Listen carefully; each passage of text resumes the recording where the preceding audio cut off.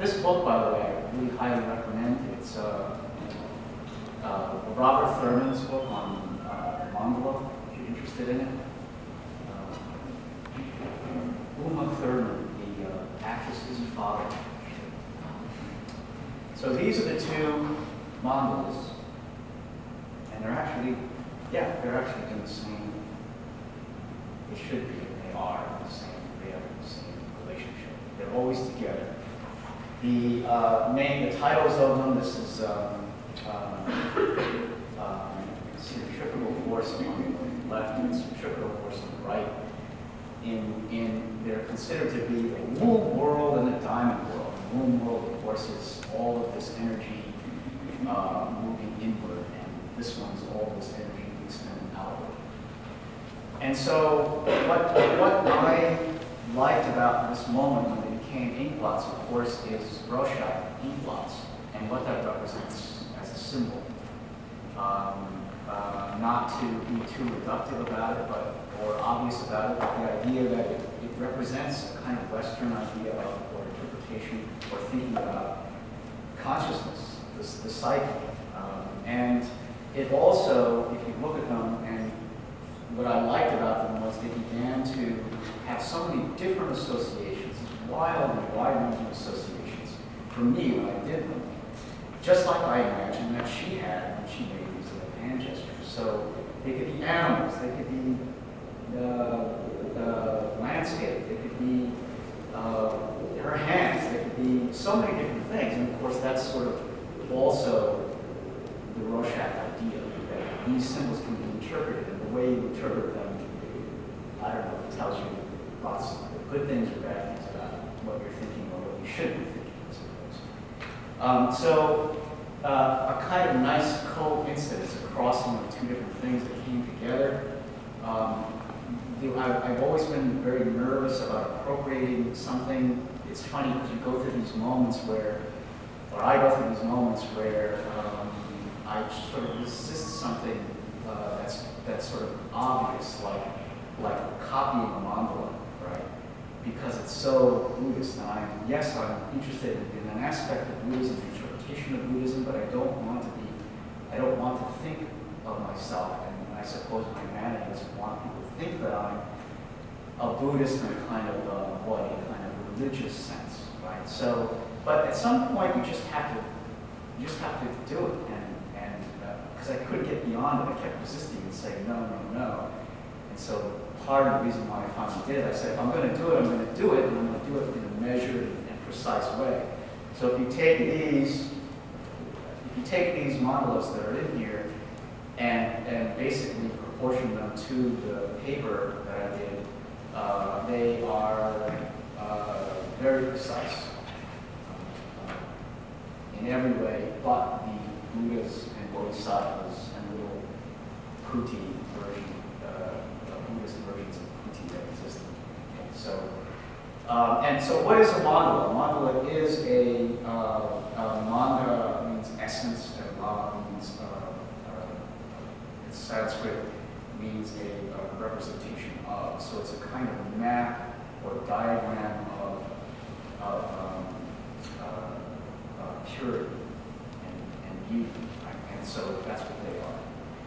And then the other one over there, these led to another kind of, and I consider that to be my final Buddha pada. Buddha pada is the footprint of Buddha, the vestige of Buddha. And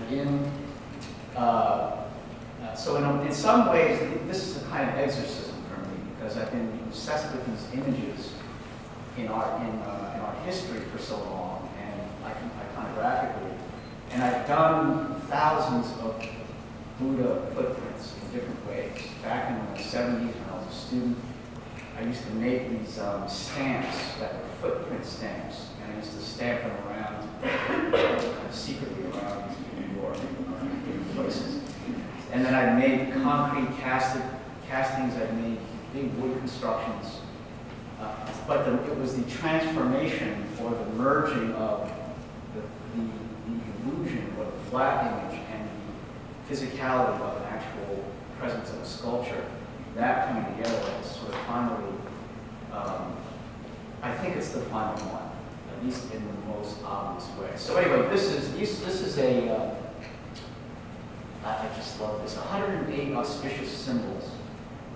And there's actually been some historians who have tried to go around and document what these are, and it's really interesting to see the list because they're everything from, wonderfully, from images of royalty to just everyday objects, rooms. Of course, some of these have iconographic significance in Buddhism, but they're also just you know, they're not really sacred objects, but sort of secular ones that become sacred in the context of this image. So here they are, all auspicious images. This is one from Thailand, really wonderful one, and this one is, sorry, it's hard to see, but you kind of get the idea, right? So what I did was proportionately, and in terms of number, 108 images, only substituted these ink blots, which, to me, at least, have the range of interpretation that I see represented in the lists of the actual images that appear in these historic versions, only expanded that. And so, you know, part of the idea of wanting to, I didn't want to do it with feeling like I was being reductive. So the other thing that is really important to me in my work and in this work is, to me, the merging of this sort of Western iconography, if you will, with Eastern iconography is that there's an expansion of it. And so the images, 108 images, and using the idea of these ink blots, which can be an infinite number of different things in the world, both sacred and secular, both everyday common objects, interpreted in different ways. That to me was a moment that was really important. So anyway, that's those two. And then these are more recent and more in the direction I'm going. The square one is the most recent.